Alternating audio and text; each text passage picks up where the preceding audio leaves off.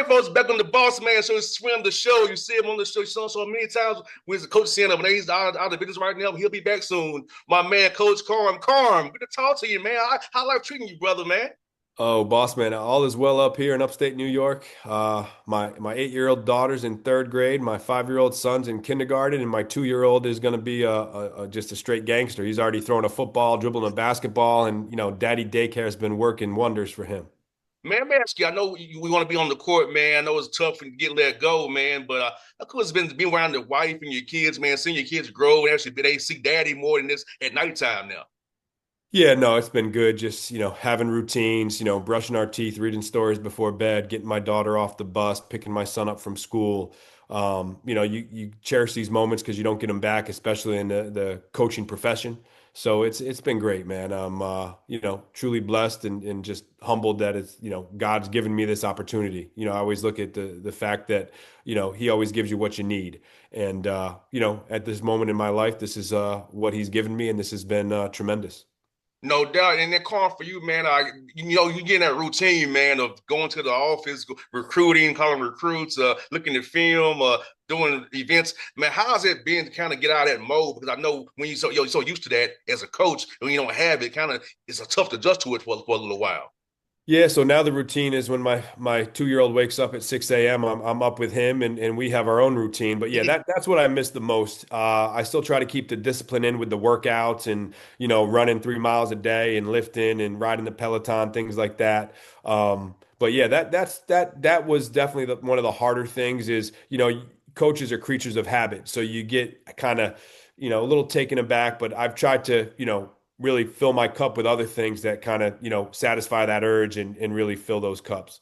No doubt, man. And if for you, like, as you've been out of it right now, so do you still kind of watch films? How you been doing trying to network with different other coaches and kind of stay involved so you don't get off the radar per se because you still want to get back into the business, of course.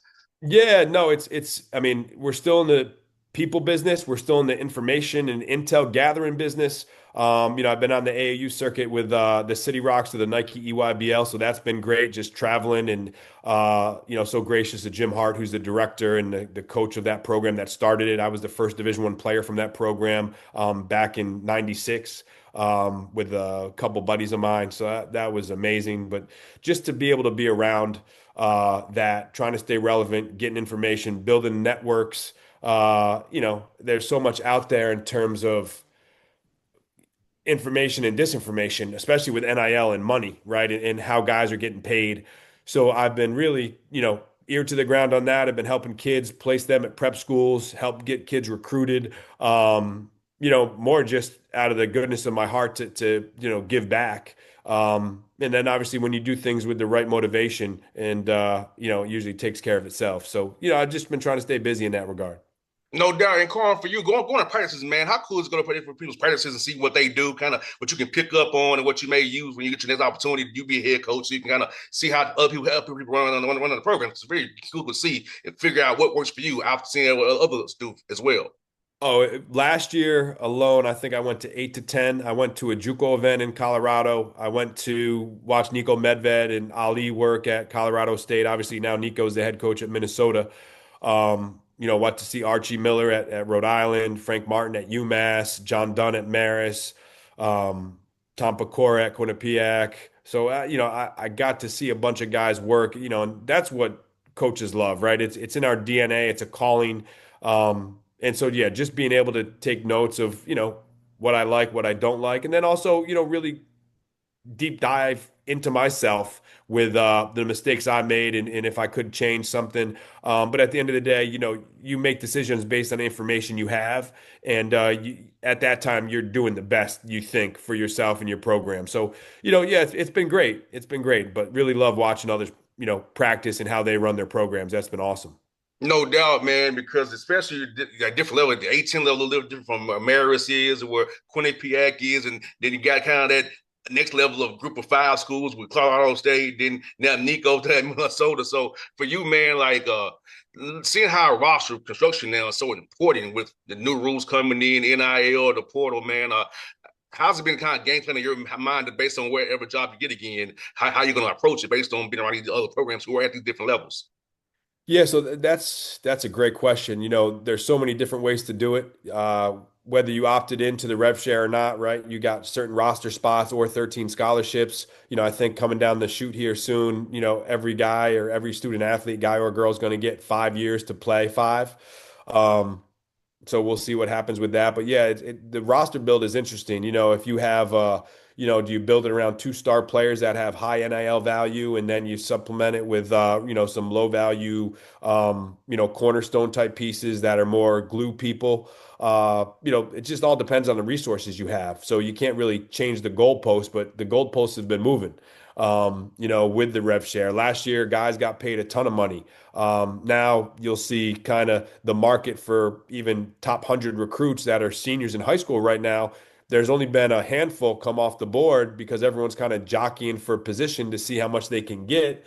They may miss out on money. And then you have the whole different component with, bringing agents into play. Is there going to be a salary cap? Are they going to be employees? So it's, still far from over. And Carmen, it's just hearing what you're saying reminds me of the NBA, man. The builders, the two-store with the luxury tax and the aprons, man. It's like that's like an NBA team having to kind of manage the cap, see what you have built around it. Like what build do you do? 3 stars, 2 stars, 1 star role players. Like it just reminds me of my role in the NBA. What you just described, man.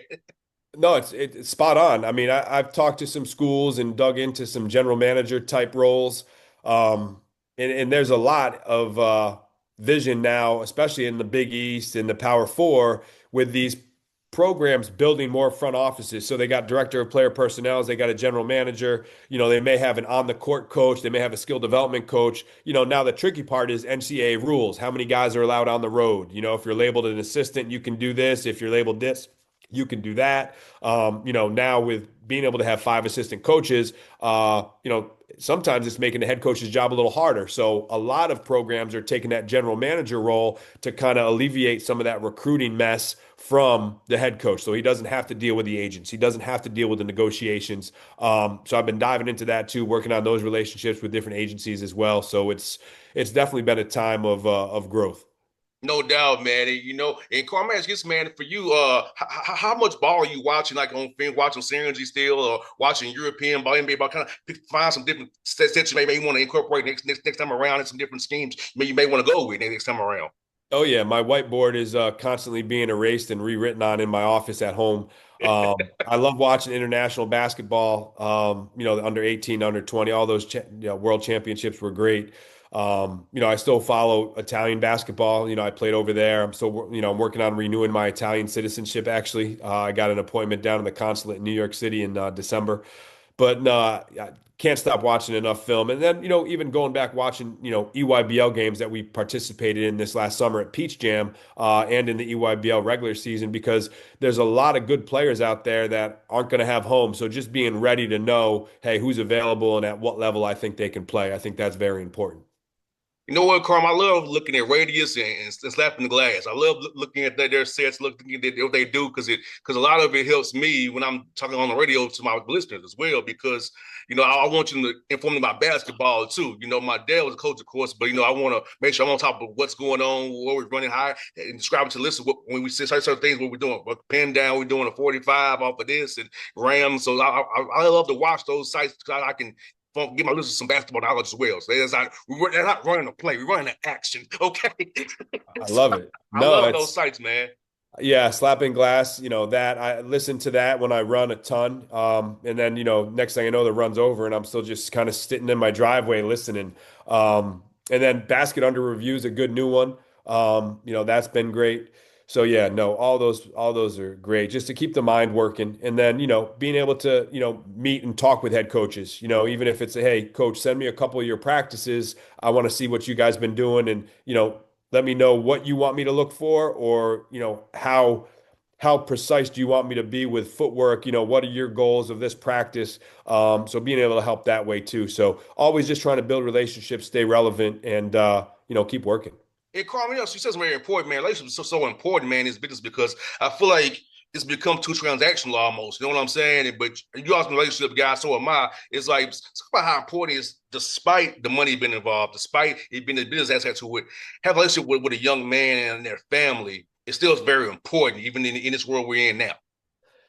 Genuine relationships will always prevail. But I think you can cut through the chase.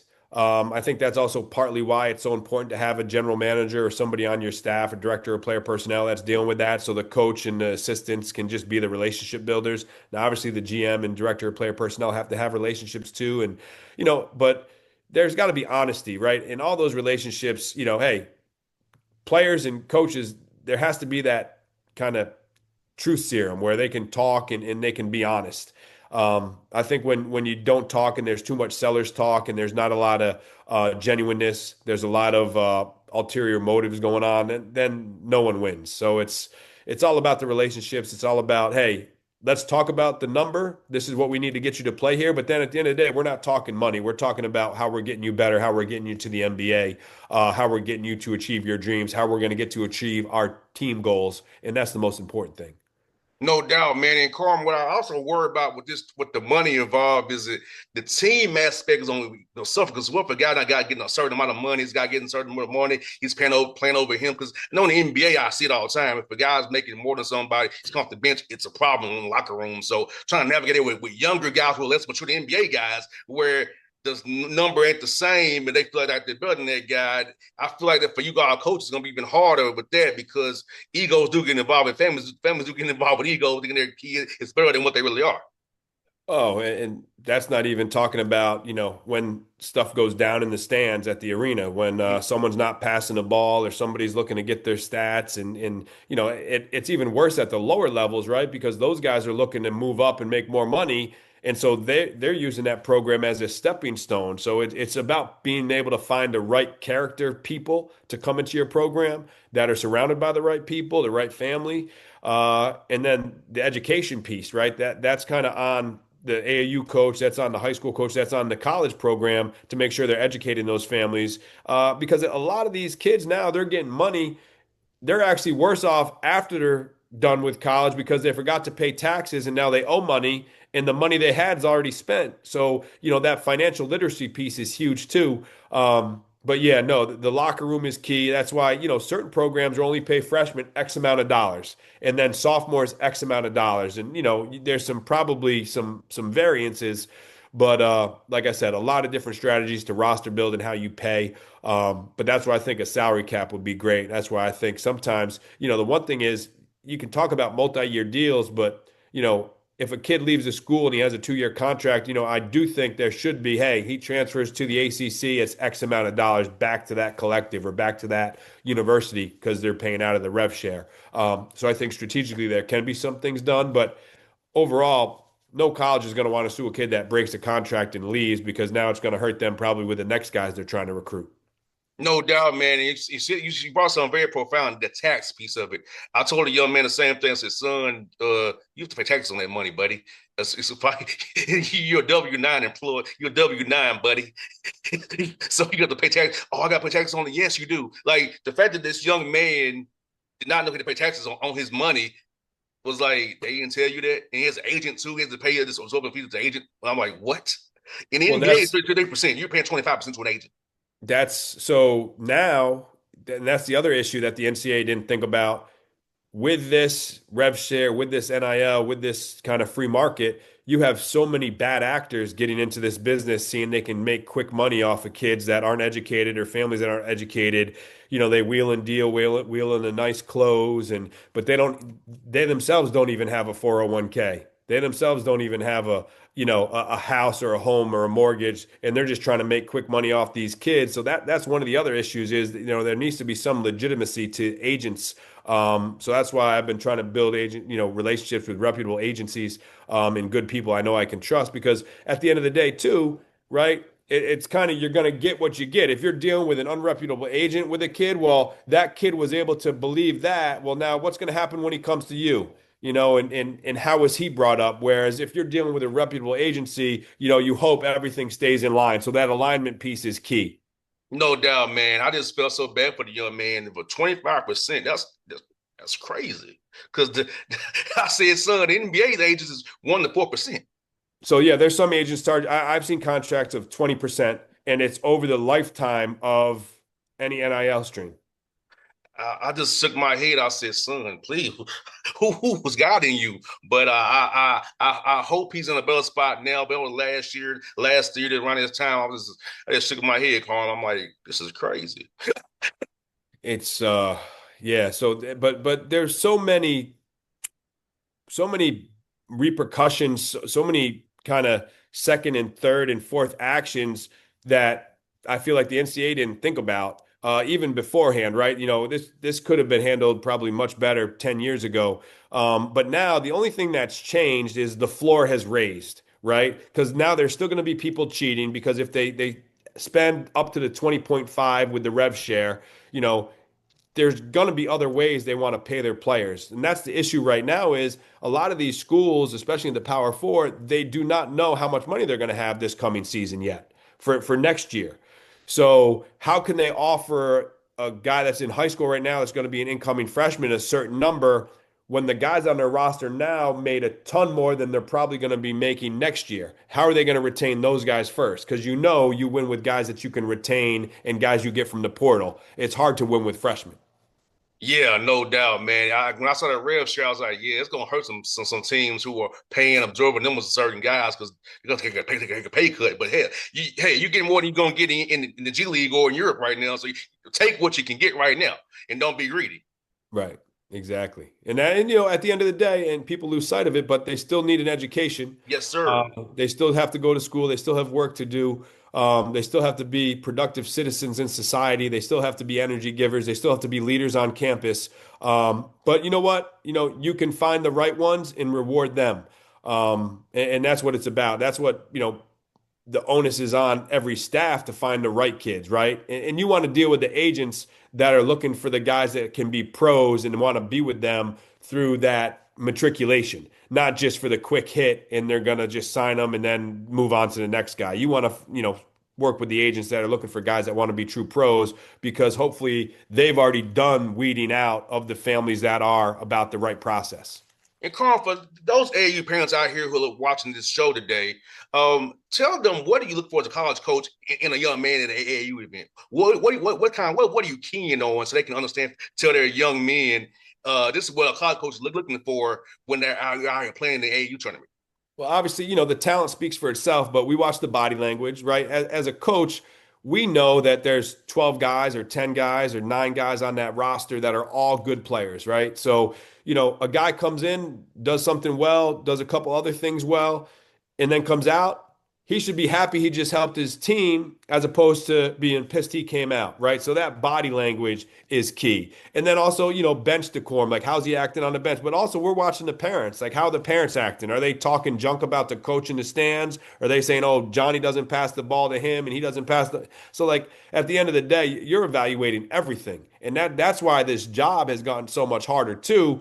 You have to do that every year. Every year you got to build a whole new team. On top of that, at the low major and mid major level, you got assistants making, 70, 50, 60, 70 to 100, 120, 150, maybe 200,000 at most at that mid major level as a top assistant or whatever. You're probably under minimum wage with how much you're working and how many hours you're putting in terms of intel and film and phone calls.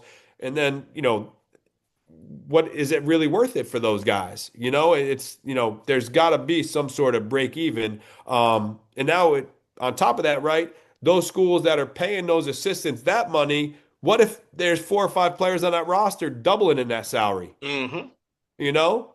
So, you got to love it for the game. You got to do it for the right reasons. It's not for the faint of heart, but it's a great game. We love basketball. No doubt, man. And my excuse, man, Carl, could you describe to the listeners how tough it is at the low major level? Because trying to get a staff with limited resources, man, and trying to get guys to come to the school who want to play the higher level, and they may leave you. So I talk about just but so understand like how tough it really is, and the fact that you had success you did. Despite all those different things around you, speaks to how hell of a job you did up there, man. So, we beat my fourth year. Well, first year, right? Start off 10-10. We win 10 straight. Get to the conference semifinal. COVID hits. So, okay, chalk that up. Bad luck. We win the regular season title outright, first time in a long time. I think I was the first coach in school history to ever do that outright in their first season. Year two, we're the second to last Division One team to play due to COVID pauses, and we win six straight. So we have a school record for 16 straight wins spanning the two seasons. But we got to deal with Rick Pitino, so he's in the league at Iona now. He's the Hall of Famer. Tremendous. And we want to play against the best. I always want to compete against the best. So, end of the day, we get upset by Coach Pitino in the quarterfinals. But we won a regular season title that year too. Fast forward year four, year three, I built the whole team with basically 12 new players, probably 7 or 8 transfers, 4 freshmen. Year four, we beat Florida State, we beat Seton Hall, we beat St. Bonaventure, we lose to Ole Miss in the semifinals of a tournament. Good team, but my best player, my point guard at the time, was playing really well. So he's got people in his ear and agents and different things. And this was before, NIL came out, right? It was gonna come out after the season, basically, when guys could get paid. Um, and so that was the hardest part, was navigating uncharted territories. And, he had a back issue, so his family wanted him to be cautious. And, we had him see specialists and doctors. And, you don't realize what that does to a team dynamic too. So, but I had some veteran leaders, and that was good. Had some good players. We end up, finishing third that year as well. So I finished first, third, and third. And but he ends up transferring. And, if I knew what I knew then, like, I wouldn't have followed the rules. Like, the NCAA at the time said, head coaches, you can't be involved in the players' negotiations with your collective.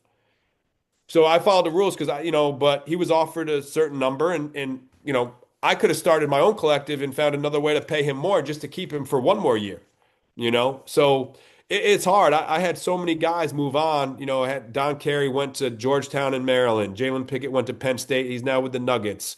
Giovanni Amanjuru went to George Mason. Now he's at East Carolina. And the list can go on. Jordan King was player of the year in the A-10 at Richmond. He was a walk-on for me in my first year. Rewarded him with a scholarship, local kid, great young man. He's playing pro overseas now too. But you know what? That's what it's going to be now for these low majors and mid majors. It's going to be a springboard. You just got to hope you can have enough money to pay guys to keep them for an extra year. Because the more guys you can retain, and they got to be the right guys. You can't pay the wrong guys and then want to keep them. You got to get rid of the wrong guys. The wrong guys are the wrong guys. The right guys are the right guys.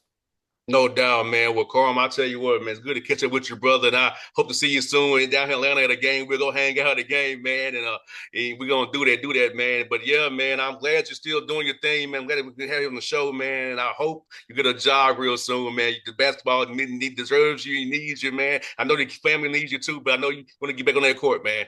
Appreciate you, boss man. Thanks so much.